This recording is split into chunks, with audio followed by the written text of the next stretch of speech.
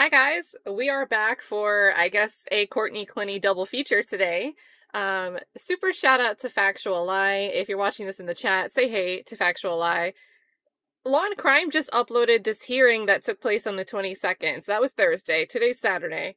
They just uploaded this an hour ago on their YouTube channel, and Factual Lie found it, sent it over. We talked about how, we want to hear these arguments, what the state actually argued, because we were only able to read the reply filing by the defense. So now we actually get to hear the oral arguments from the hearing that took place on Thursday. My guess is Law and Crime perhaps procured footage from like local news stations that may have been in the court and recording this. I'm not really sure. Or somebody downloaded it from the court feed, the Zoom. Who knows? But we've got it here. Big thanks to Factual Lie. FFS back in the building with the boop. Hey, Asia, good to see you. Good to see you, Asia. If you want the quick 411, Clenney's attorneys are motioning to disqualify the state attorney's office. The former lead prosecutor voluntarily stepped down. I think we're going to see more arguments from the prosecution arguing why our entire office should not be disqualified. If you missed either the motion to disqualify or the reply, those are linked in the description. Captions are on. Captions are on. Let's see what they say. So are we ready to go? We have defense counsel here, state here, defendant is present. You guys ready to go? Yes, Judge. Shawn Abuhoff on behalf of the state, along with Kathleen Hogue.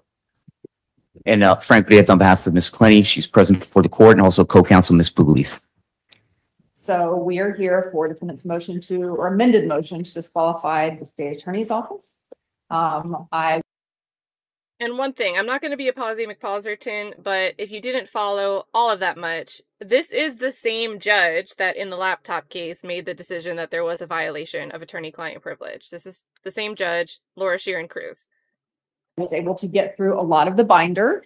I've obviously looked through the motions, the response, and some of the case law, but we're ready to go. So defense. Yes, Judge. You have the binder. I know you've read it. I haven't read through all of it. Okay. That dropped off a day in advance, but I have Sure. read through a lot of it.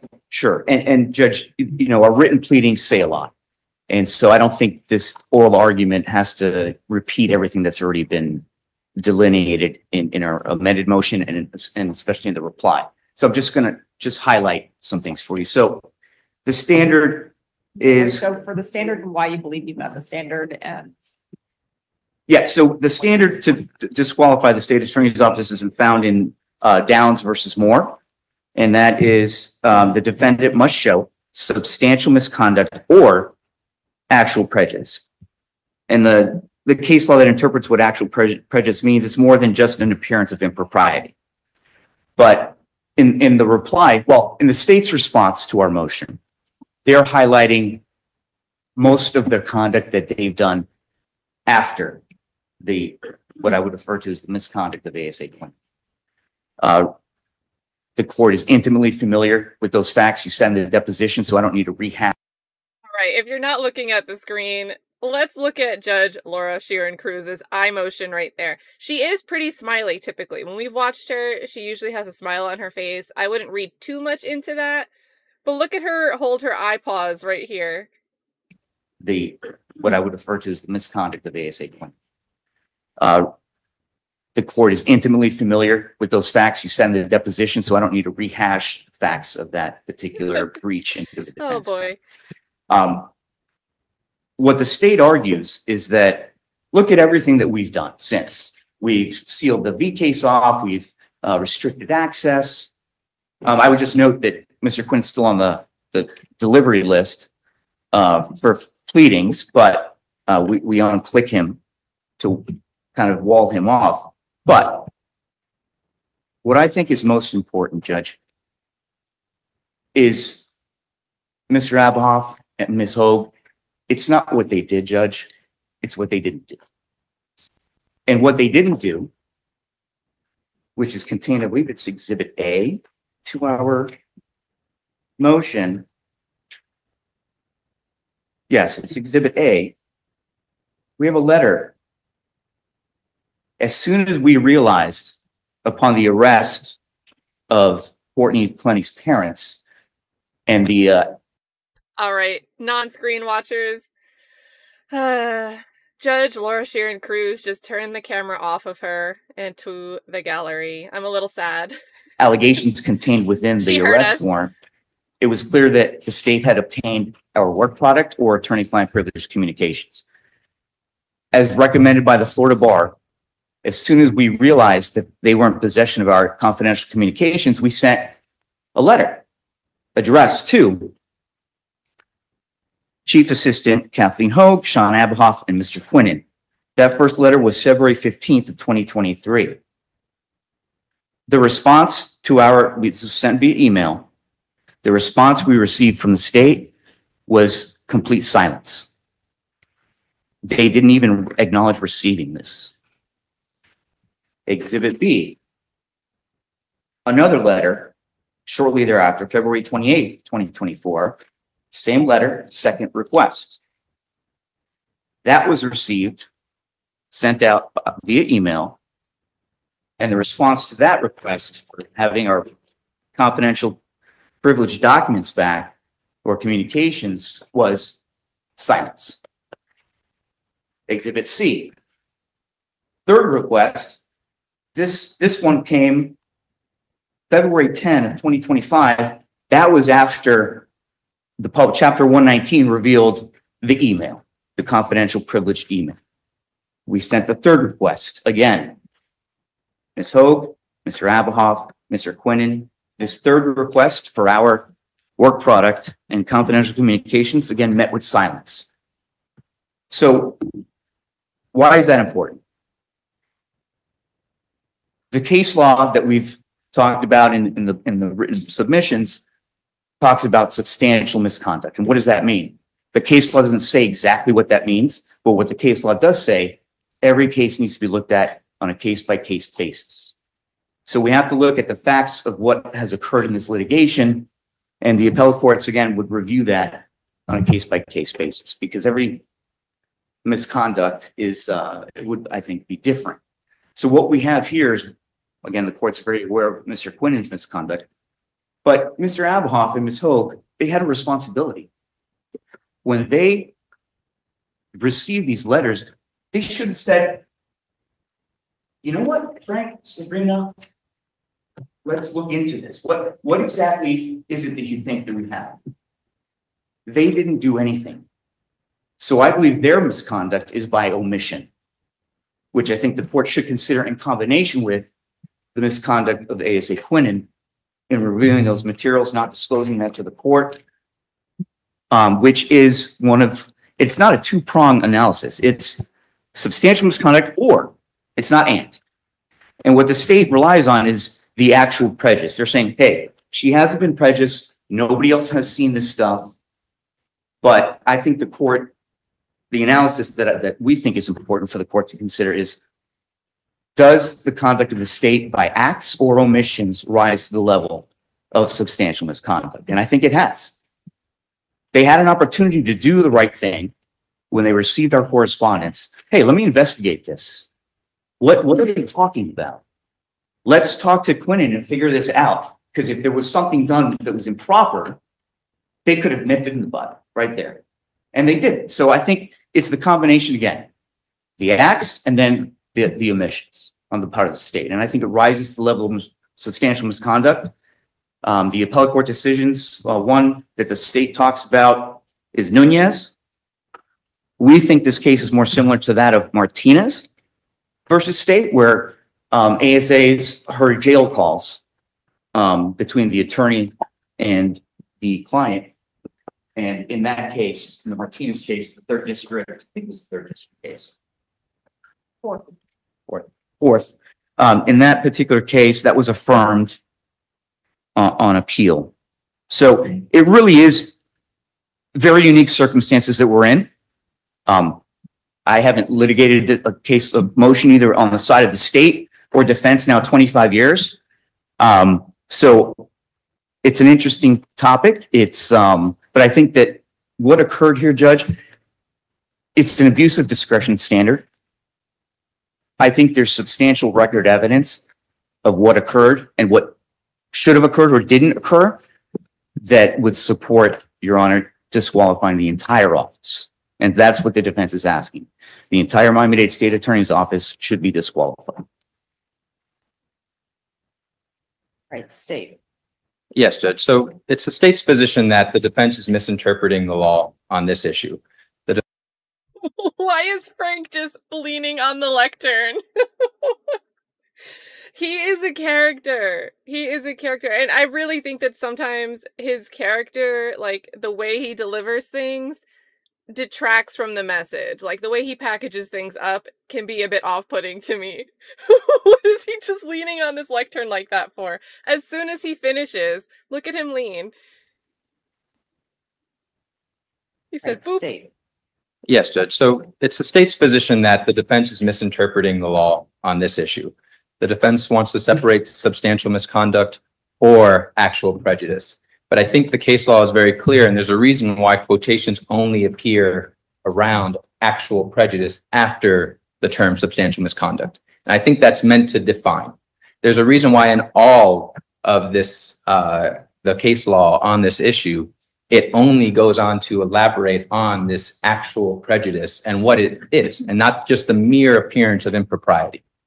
So that's the major part here. And if you look at all the cases that even the defense cites to, they all come about by some form of misconduct by the state. And the question just comes, does it rise to the level of substantial misconduct? And the analysis all comes down to, is there actual prejudice by the defendant at the time? And is there a fear of potential future risk of prejudice? So I think that's the analysis. And I think the defense, certainly wants to look at this individually and point to just substantial misconduct without a definition, whereas all the case law gives it to us. And when you look at those cases, there are plenty of them that are similar to this. You look at McWaters v. State, that the defense side of the Florida Supreme Court 2010.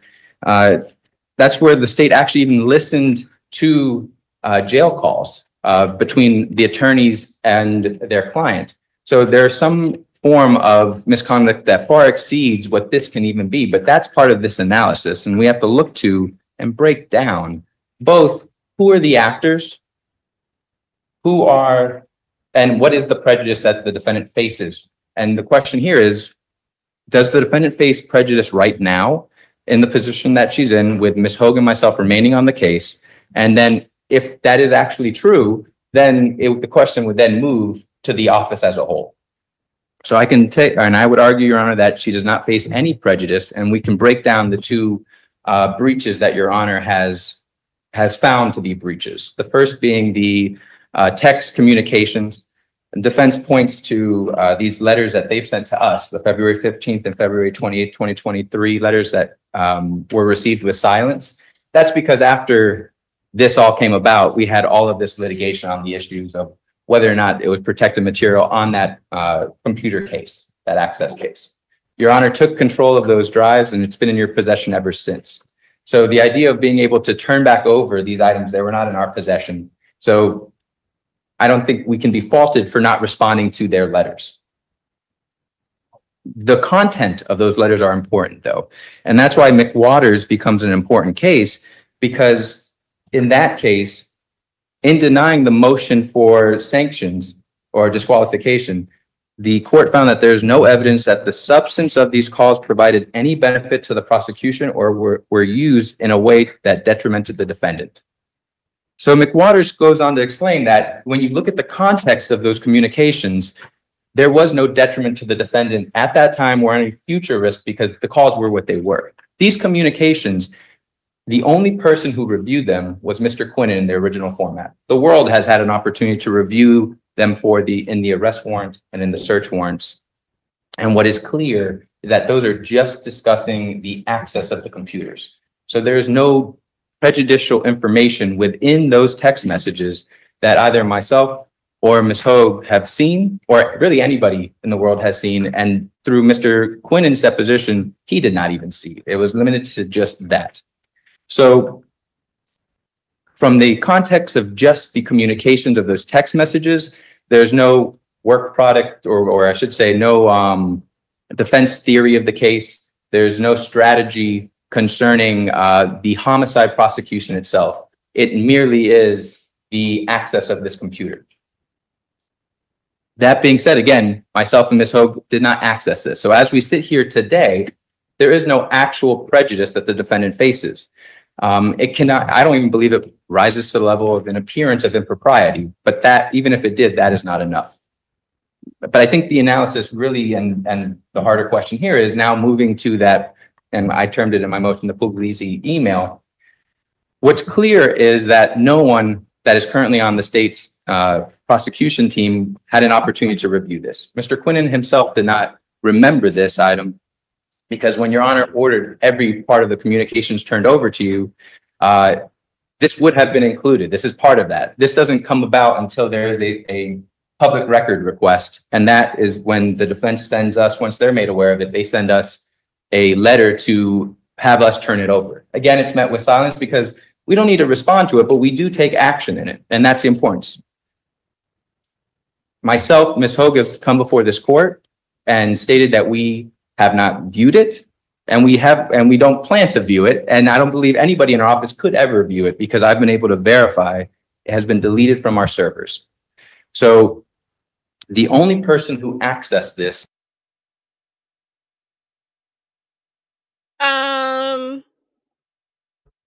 Is Shawn Abuhoff, that's the guy arguing for the state right now, is he qualified to make the determination that something is completely deleted? I mean, okay. Is Mr. Quinan. And in his deposition, what was clear from that was the only thing that he remembered from it was the name Mr. Haas, which was their computer expert. And again, going towards that investigation, that separate matter. So when you look at that, that is the Nunez case very specifically. It is a person who accessed, an individual who accessed attorney-client information and the contents, and we have no problem with stipulating that the contents would be prejudicial if the state reviewed it. Mr. Quinan does not remember the contents of it. His only knowledge based on the deposition is the Mr. Haas aspect of it. And so he's also stated in that deposition, we've affirmed he has not discussed with anybody in the state attorney's office the contents of that document. I think this is tricky, and maybe let's applaud Shawn Abuhoff for being forthcoming if this is the case, but he's saying that the state attorney's office would be willing to stipulate that the contents that at least Khalil Quinan saw, and maybe only Khalil Quinan saw, would rise to the level of actual prejudice. You're conceding to that point. And now you, Shawn Abuhoff, and kind of we're hearing Kathleen Hogue's name kind of paired up because they're the ones that have been in the courtroom doing these arguments, taking up the lead role in this prosecution now. Apparently 60 people had access to this thing that's now deleted for good. And we're not really getting any clarification, any proof, any sort of, we asked these other 60 people and they've all represented that no, we have not seen this material. We don't know the contents. We didn't discuss the contents of this with Khalil Quinan. So we saw in the reply from, because we're kind of going in reverse order, right? We saw the reply that the defense filed after this hearing. We looked at that earlier this morning. They filed in their reply, they said, look, they didn't really defend against what's being alleged. Here we're saying there was content that viewed, it was actually prejudicial to Courtney Clenney's right to defend herself. And I can verify that it's deleted now. And I'm going to tell you, court, that nobody's seen it. I don't think that that's enough. I don't think that's enough. So that goes to the Nunez case, which in that case they found, based on what the court deemed as misconduct, did not rise to the level of substantial misconduct for the office. It did for that prosecutor. They removed that prosecutor, but not the office. And also, again, we didn't just decide, okay, I'm the court, I'm the judge, I'm going to make a finding, I'm going to decide to whether it's just an appearance of impropriety or, actual. we just want this lead prosecutor to step down. Khalil Quinan stepped down himself voluntarily. So that's why this is not State v. Martinez. In that instance, that prosecutor, not only that prosecutor, other prosecutors heard the calls and were discussing throughout the office. The state has done its proactive work to ensure that the rights of the defendant aren't violated, that the defense team's communications aren't overheard, and we have a filter protocol in place for all of this. Your Honor has been made aware that once and if Your Honor rules to not disqualify us, we have someone coming to receive these drives to ensure that that is all filtered out. We have no issue with allowing the defense to review those drives prior to any of the prosecution team, or certainly the court, if Your Honor wants to review them. We have no issue with doing that, and I think that's the appropriate thing now that we're here where we are.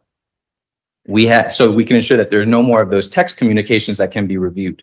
Concerning this document itself, again, it's been wiped from our servers. No one can access it, and I've been able to verify that. So that's why this does not go to the State v. Martinez case, and this is the Nunez case. Bless you. The other part is that Mr. Quinan has been screened off the case, and that's why I created the analogy of this is different from the Popjoy case, which is a third DCA case from 1992. That case, the office that was taken off of the case, too small to be able to handle that situation. And so the dissemination of information was inevitable. That's not what this is. The Miami-Dade State Attorney's Office is one of the largest in the country, one of the largest in the state of Florida, possibly the largest in the state of Florida. We were able to screen Mr. Quinan to where he doesn't have access to the electronic file. He doesn't have access to the hard file. He doesn't have access to myself or Ms. Hogue. And actually his office is on the far reaches of the state attorney's office to where we don't have to interact with him. So we're able to ensure. What?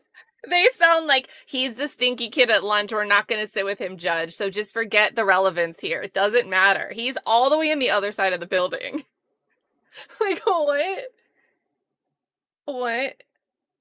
And let's not forget, this is May of 2025. This whole stuff with the parents' iCloud was happening between, like, what? February through October, November-ish of 2024. And now he's like, look, we're going to have things in place. We're going to have a new guy come in. We're going to actually have filter protocols now. We're going to make sure it's okay. And we're going to put Khalil Quinan in the outcast corner of the building and stay away from him. Like, what is this? Also, huge shout out, Club Classy tonight. It's a Saturday, right? Not Monday, Wednesday, Friday. Don't be confused what day it is. We have a special Saturday Club Classy. Thanks to Amy for letting us know. It is Classy's birthday. So that's going to be super fun. That's going to be at 9:30. Definitely come hang out. And yes, I'll say it again. Not Monday, Wednesday, Friday. It's a special Saturday series. So go wish Classy a happy birthday. Come hang out at 9:30. Factual Lie, I know it'll probably be past your time zone, but if you can't make it, we'll have you there in our VIP booth in spirit. Big thank you for Amy stopping by today. Good to see you. We've got Patty B jumping in. Good to see you over here, Patty. Tech Cloud's over here yelling. We're also going to celebrate an honorary birthday for FFS at Club Classy. Also, Denise. Where is Denise? It's good to see you, Denise. It's been a little bit. Denise had said that using what was done in the Trump case in Georgia, right? Fulton County. It won once, and now every high case is going to use this to attack the DA's office. To be honest, I'm all for extra scrutiny on the DA's office anywhere. You know, I think the government should be able to stand up to scrutiny. But what I do think is especially interesting here is, as far as federal, things that rise to, you know, the case climbs up in ranks. When we get to binding precedent, Florida, Georgia, and Alabama are all part of the 11th Judicial Circuit. So when there's a decision that goes to that level, the 11th Circuit, it's binding over, it would be binding. So any 11th Circuit case law is something that could be binding case law that could be applied in a case like this over here in Florida. So a little bit of an overlap there more than usual. Nick, good to see Nick. I mentioned Nick Starro earlier. I'm pretty sure you're going to be part of this, but if you're not, I assumed and volunteered you for the job. The Zachariah Anderson panel tomorrow. I had let the chat know in our first stream today that on Excited Utterances channel tomorrow, they're doing a panel show to look at the Zachariah Anderson case, how the appeal is going. And Nick has been one of those faces that's been advocating for, it was a wrongful conviction, possible factual innocence, just huge, huge case there. So Nick Starro, I volunteered you for that. I think you're going to be there, but if you're not, I now signed you up for the job. Good to see you, Nick. Felicia Fee, good to see you. Danielle is here as well. Trey Keisha found her way back. She said double header. That's right. I put on the docket like it's hot hat.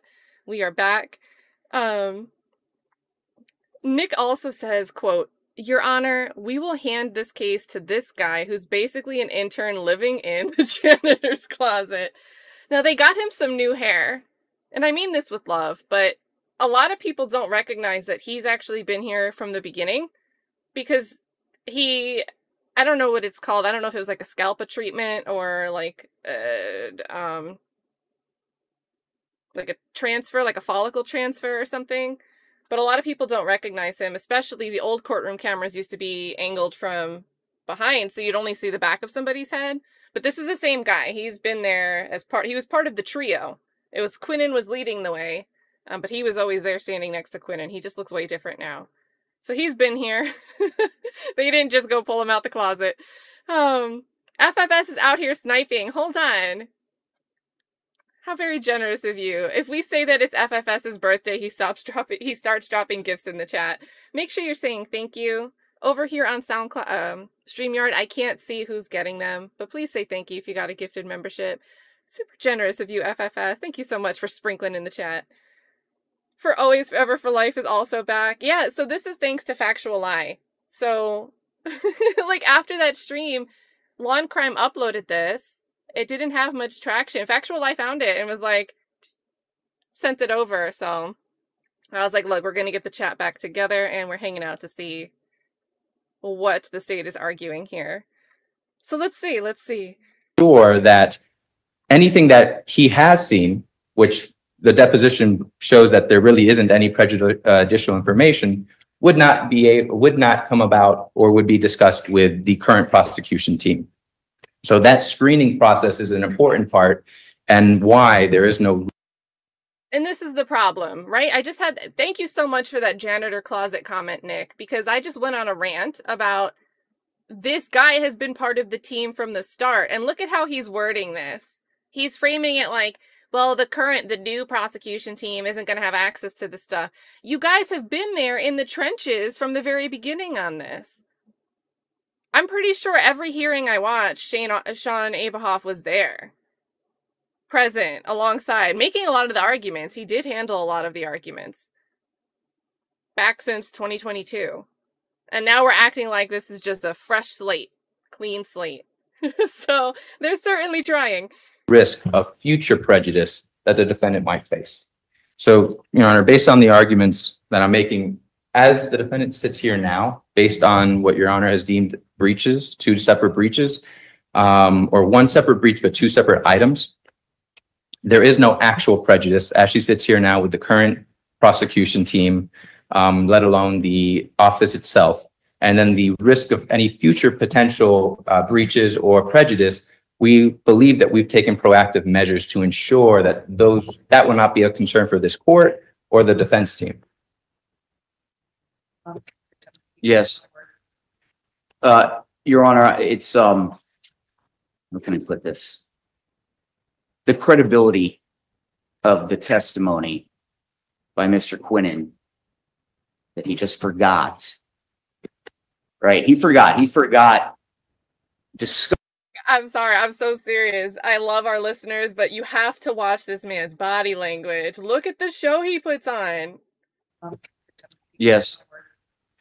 Your Honor, it's, how can I put this? The credibility of the testimony by Mr. Quinan that he just forgot, right? He forgot discovering the linchpin, the evidence that he needed to find the laptop, locate our expert. That is just that Your Honor can evaluate the credibility of those statements.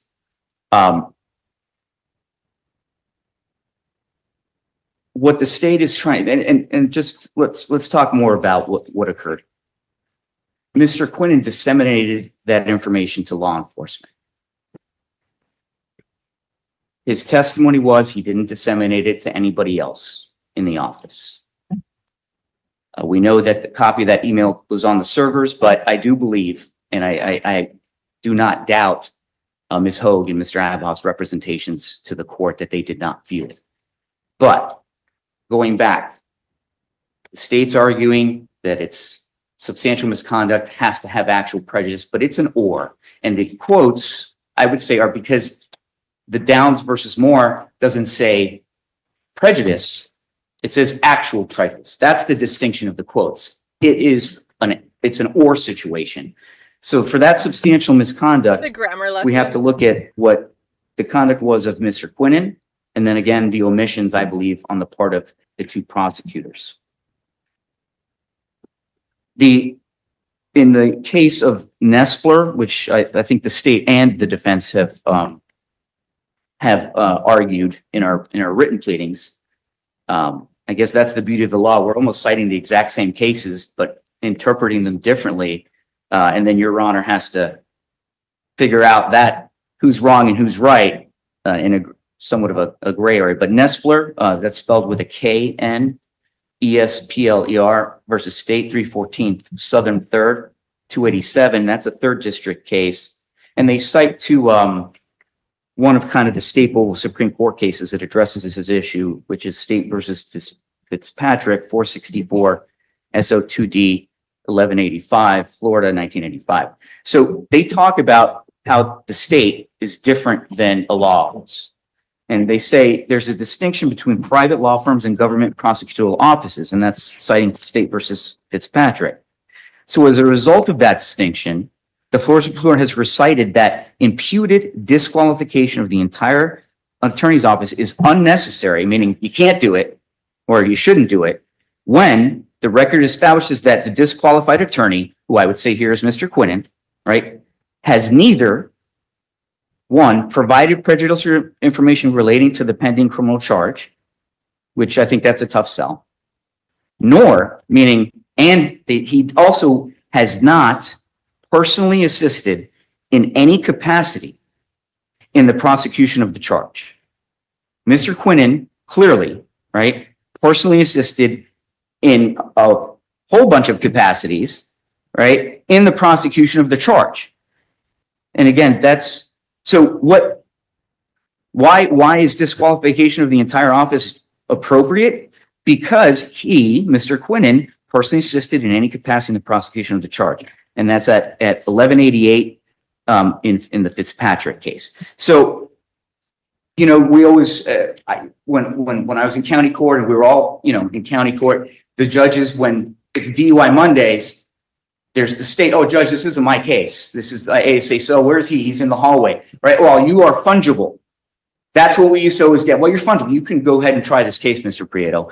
So it's that distinction. The state is kind of considered their one fungible body. And that's what Fitzpatrick talks about, is that if, I believe it stands for the proposition that if the attorney that was disqualified participated in the case, that's it. You can do it. Right? So I think if you look at you know, the totality of the circumstances of the misconduct by act or omission, I think that your Honor would be on solid ground in the third if you disqualify the entire office. Judge, if I could just clarification, no argument. For the disseminated to law enforcement, that Mr. Quinan, that was only specifically those law enforcement officers were on the computer case, is my understanding. And if defense knows otherwise, I believe it's just the. I believe that's correct. Yes, right. So that's a different department than prosecuting the homicide. So I think that is also important to note, because that's also other screening that can take place, that There has not been discussions with those officers as that case no longer exists. And the only other part would be that I think what he's referring to here is after the laptop case, it was already charged. There was some events on the docket already. All of a sudden, there was a case assignment to the gang intake unit. This is relating to the laptop charge where Clenney and her parents were named. So even though Khalil Quinan was present and arguing all of that stuff, and there's extreme overlap between the two cases, I think he's using that intake assignment to draw a distinction. And look at Frank looking at him. They got two angles of the body language here. that the Nespler case is a third DCA case that comes after the Nunez case, and Nespler does not discuss the Nunez case or call into question the Nunez ruling. Judge, I do appreciate the state has tucked away Mr. Quinan in the far reaches of the office. You know, He was stuck there before. yeah, well, you know, we have to rely that he's not going to speak to anybody. And I think that that's the fear that the client has and we have as a defense team, that there's nothing to stop the state from, well, we'll end it there, Judge. I appreciate the court's time and the hearing, and Right. appreciate the state's arguments. That's for transcript, although I think I took all the notes. Let me set it for my ruling. I want to go. It's going to take me a little while to go through everything to write it all out. So let's get 30 days. Then we'll decide. Okay. Thank you, Judge. Thank you, Judge. Be like a status. I'm just gonna do 30 days to my ruling. Okay. So would you like to do July 23rd? That'll be a Wednesday, No, let's do June. June. I'm sorry, Wednesday. June 20, 23rd might be on Monday too. yeah, it is. June 25th is a Wednesday. Okay, let's do Wednesday. June 25th. They didn't want to interrupt with DUI Wednesdays. They're like, that might be a Monday. Let's do Wednesday. Oh boy. Yeah. DUI Mondays, that did sound like a branding thing. That definitely sounded like a branding thing there. So there's the arguments. That's what we've got. Big shout out to Factual Lie for catching that this was uploaded, and for Law and Crime for, it looks like they took it from a Zoom feed recording, but however they got it and uploaded it, I'm happy to see, because the in-court coverage and streaming of these hearings fell off in the last year or so. So it's nice to have cameras or some visibility back into the courtroom. You know who could have been there to make sure? Khalil Quinan, all the way on the corner of the prosecutor's office, the state attorney's office, and Shawn Abuhoff and Kathleen Hogue, they're over here. You know who could have stopped them from running into each other in the hall? A man named Stephen Gosney, who was initially hired to bring some ethical sense to this prosecution's office. And things didn't work out because of a salacious journalist that wanted to point out so badly that this prosecutor's office is so unethical that even their attempt to hire someone to bring ethics to the office was just inherently unethical. There's a whole lot behind the Stephen Gosney story. It pisses me off what happened there. I think he could have done great things for this office. But yeah, there's my little joke on how they could have made sure nobody was chitter-chatting and overhearing things they shouldn't hear in the hallway. With that being said, I mean, I said it this morning. I think this case was, they could have made it a short trial. Maybe the defense brings in some expert witnesses that makes the trial take longer than it needs to. But I do not think the state would have had trouble securing a guilty verdict. I just don't think they would have had trouble with it. But yeah, look at where they are. Because someone just wanted to look at things they shouldn't have been looking at. And not to say that if they needed to find more, that would be justifiable. That's not what I'm saying. But why would you even overstep your bounds when there isn't even like some type of way to morally license it? It just doesn't make sense. So if you're new here, thanks for tuning in. I saw Auto Doctor, who, good to see you. It's the first that you've heard of this case. So I know who Auto Doctor is. Good to see you checking this case out. It's crazy story. The underlying story is really sad and tragic. I don't think it was justified. That's my personal opinion. But Otto, I have seen you watch other cases where the prosecution just treats things like there aren't rules and codes of conduct. And this is another one of those. So Otto Doctor had said, first I heard of this case. Sounds like any authority figure. Trust me, I'd tell you if I broke the rules. No need to verify or just play it safe by assuming you can't trust someone with opposed. And then it gets cut off here. But the gist of that, like, I can verify that it's deleted and nobody's ever going to see it again. I can verify that nobody else knows. I can verify things that are outside of my own firsthand knowledge. Okay. Okay. Speaking of prosecutorial fun, Flush of the Gods is doing his best of ADA Hilton. So if you want to do so, if you missed the YSL family, definitely check out Flush of the Gods. If you want to see more clips of prosecutors doing what prosecutors just seem to like to do, it's all there for you. Dropping the link here in the chat. The thumbnail has Hilton wearing the red blazer. Good times, good times. Good to see you, Becky. And then Regina says, do you just think she's innocent? Like, the opposite, really. Like, part of the reason this is pissing me off so much is because this trial could have been over 2 years ago already. It could have just been done. Could have been done. And then Nick, hold on. You said something about having a clips channel. Where was that message? But guys, you know, I usually say most of you already know Nick Starro. I didn't know he had a clips channel, so let me say it out loud for everybody. I can't just say you guys are probably already following Nick. He's got a new channel. And is it just called Nick Starro Clips? How do I find it? Or wait, do you have a wrench? Can you drop the link, Nick?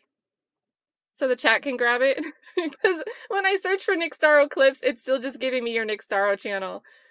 But yeah, just so everybody knows, there's 2 separate channels there now. So most people probably aren't already aware that he has a clip channel. So make sure you check that out. Factual Lie, thank you so much. I've got to get over on YouTube and click this in too.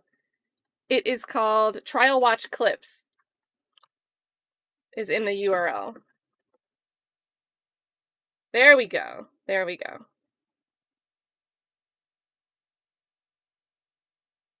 And it's got a yellow logo, so it's not Nick's face, but that's the right one. Thank you, Factual Lie. Kate says, have they even started to turn over evidence for Courtney's trial? It feels like it's all been about Laptop Gate. You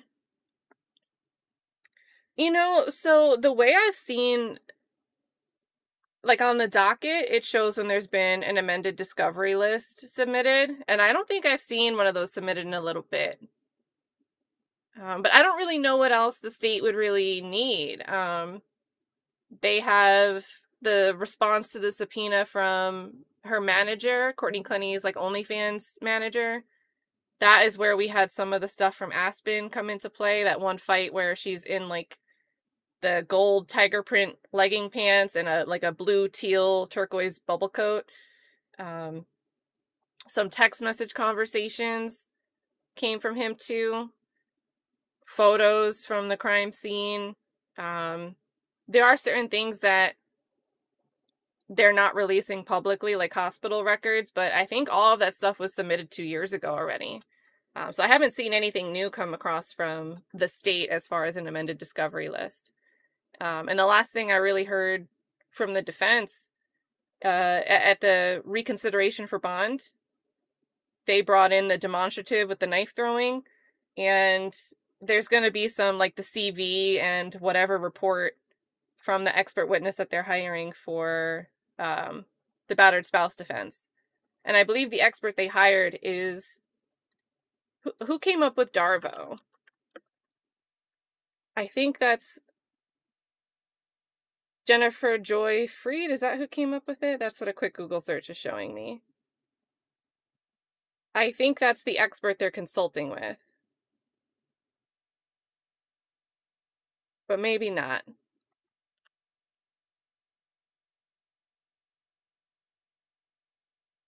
Let's see.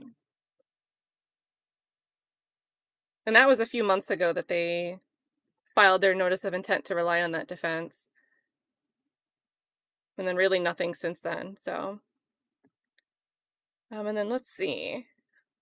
What else do we got? Nick says Miami-Dade can't help themselves. It's generations of prosecutors cheating. Yeah, and Shawn Abuhoff, I mean, they cleared him of any wrongdoing, but he was recently witness tampering or witness intimidation. He was accused of some misconduct in dealing with a witness. They cleared him of wrongdoing, and for what it's worth, I mean, he might not have done anything wrong. It could have just been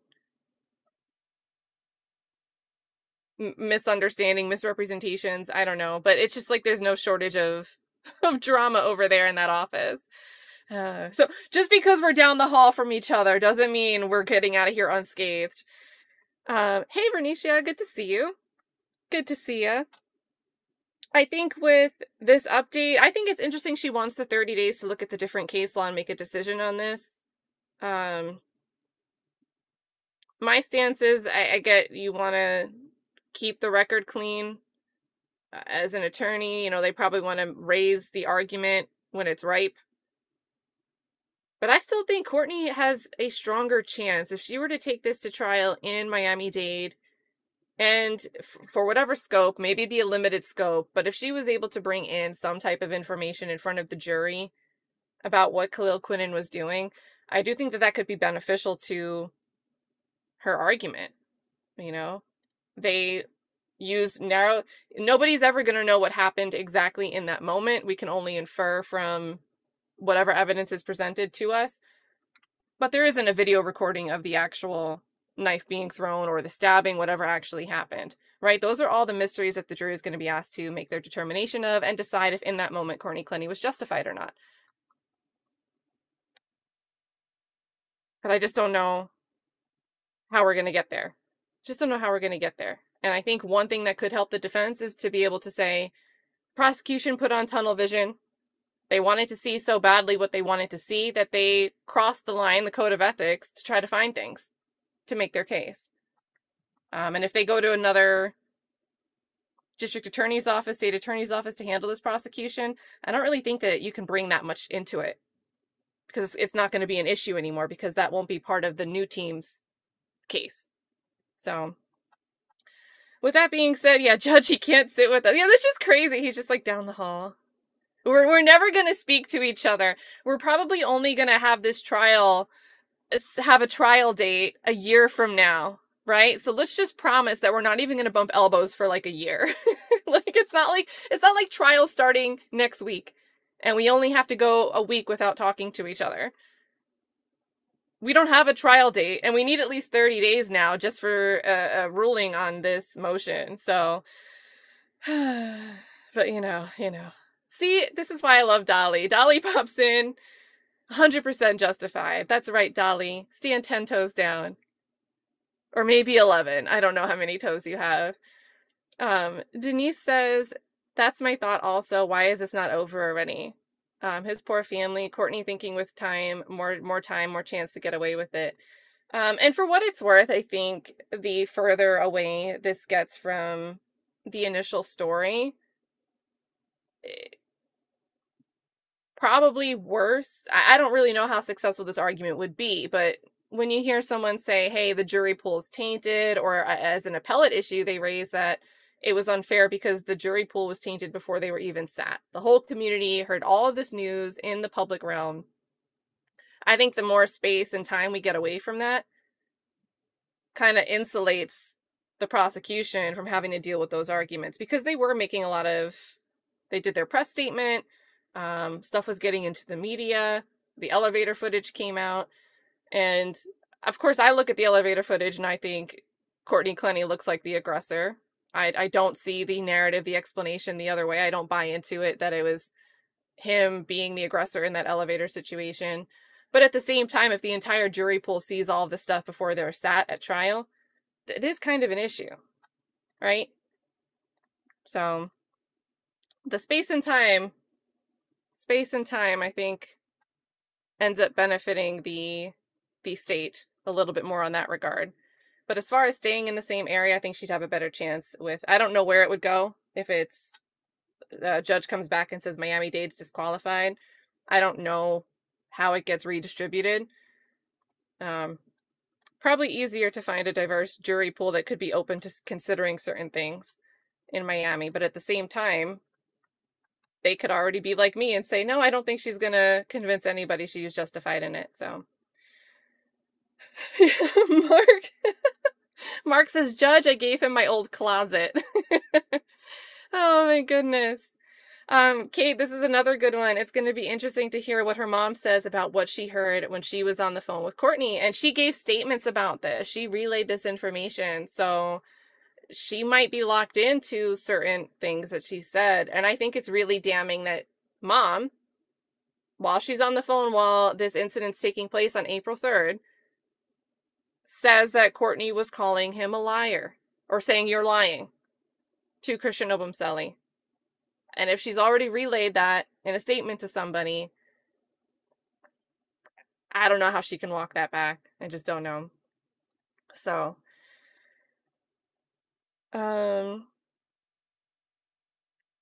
well, I guess they could do a special prosecutor, but I don't really know if that makes sense if they're going to go with the argument that, can we not bump shoulders? I don't know. I guess it could just be a special prosecutor. I thought they would kick it to another office. So you're right, but they haven't explicitly asked for a change of venue. What did they, let me pull up the motion.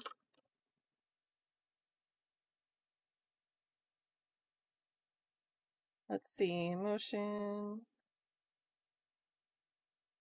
Clenney.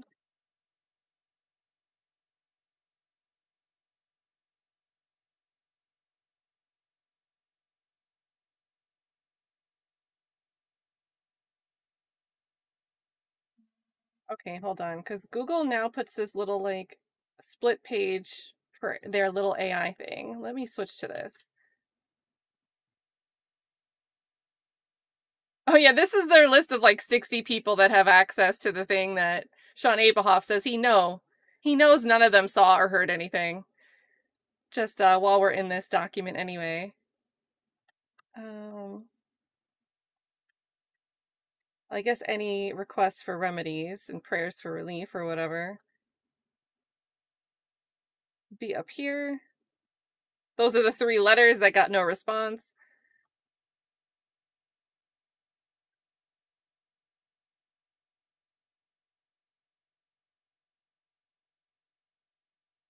Yeah, so they do just word it as disqualification of the state's attorney's office as a whole. So, there you go. It could be. Who do you want them to call as a special prosecutor? Do you have your sights set on anybody, Dolly?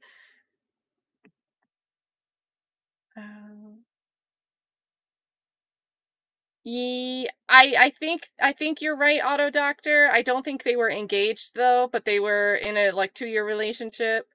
Is this the one that there's the police video online? Yep, there's the body cam online. The fiance was a black man. So the boyfriend, Christian Obumseli, was a black man. I don't think that they were engaged though.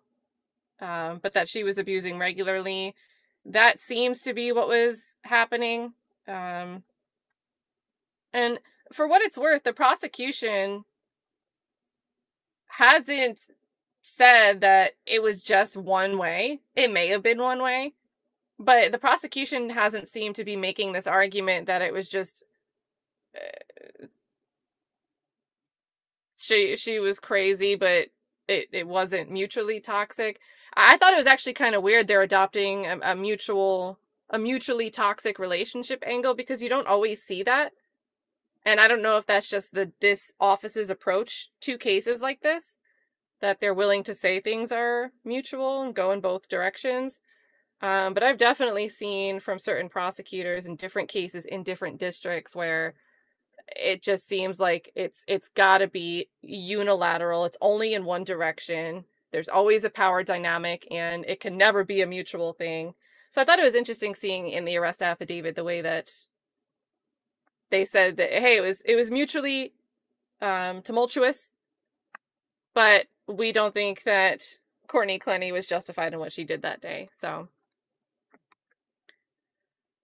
oh yeah, Dolly says Steve Gosney, special prosecutor. But yeah, Dolly says if it's mutual, that may save her from serious jail time, but I don't know. She seemed pretty awful, and that's a good point too. It could be that could come into play more with sentencing, right? Maybe a mitigating factor, but not something that sways the jury as far as, you know, a finding of guilt or an acquittal. Yeah, Num says it's hard to say it wasn't mutual with the elevator video available. I think it might have been like toxic or whatever, but I still think that video is her feeling like it's okay to hit somebody and be physical. And that wasn't the first time. And there we go. Sunshine, hey, good to see ya. And there we go, you guys. So I think we're caught up. I don't think, like I said, we'd pop back up if we had this to look back at, either this or the filing. But I think we heard the state's core arguments. So I don't know if the state attorney's office responds and sends me their filing. It might not be that different than what we heard them in oral arguments today. But now we've caught up with the in-between and what we didn't have this morning, thanks to Factual Lie. I think the next motion, the next action we're going to see is the judge's decision on this matter. So, where are you guys going to hang out? Anyone going anywhere right now? I can set up a redirect. What does YouTube let me pick?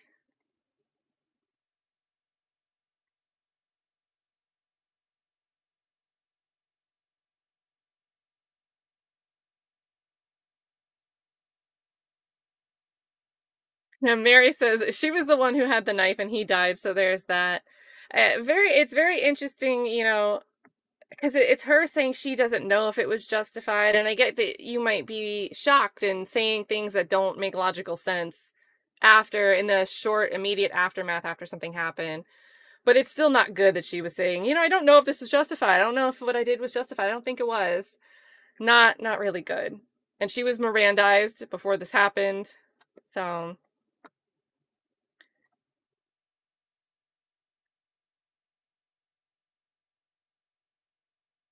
see. Okay, so Survivor Speaks has I don't see when it's starting, but it says the Diddy trial, Attorney Steele, and that's the only thing I can see from the preview. So there's that. It says upcoming. As far as stuff that's live, I do see the Defense Diaries is live talking about Karen Reed. Everything else just looks like weather. I think Ryan Hall, y'all, is live, guys. There's some bad weather going on. So if you're in the line of bad weather, be safe out there. Trakisha's going outside. That's a good idea. Kate says she has a history. I think so too. I think if those journal notes come in or the previous face stabbing, I think it's, how are you going to overcome that? That's a lot to overcome. And for Always Forever for Life, see, I think there's a good chance that the prior face stabbing will be admissible because it's just so similar. But I'm not sure if the story with Sean Roden's going to be admissible because, you know, he's no longer alive to attest to it. And everything else could just be hearsay.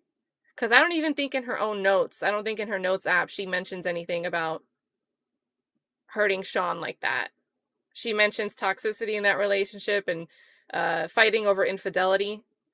But I don't know if that will be admissible. I don't know if the jury is going to be able to hear about that. So, okay. So for Always Survivor Life says, I think Survivor Speak stream at 4:50. So let's do that. It's what I picked anyway. So, but yes, Defense Diaries is also live right now doing some Karen Reed 2.0. And then here we go. We are going to get out of here with a big thank you. Again, Club Classy tonight. Thanks, Amy E., for letting us know. Club Classy will be celebrating the Honorable FFS's not birthday as he gifted 1, 2, 3, 4, 5, 6, 7, 8, And then another 5, so 13 total gifted memberships, which is super, super generous. And he's yelling at us that it's not his birthday. It's a joke that I told before. Well, keep it going whenever it is your birthday, or, you know, it's the internet. If you don't want to give your real birthday, I feel like everybody's allowed to have an internet birthday. You know, make up a birthday that we can celebrate your day for you without you giving us your personally identifying information. Whenever you pick that day, FFS, let us know. We will celebrate. And good to see you too, Sunshine. Good to see you. Enjoy your weekend as well. And see you over... I don't know how much Diddy I can handle.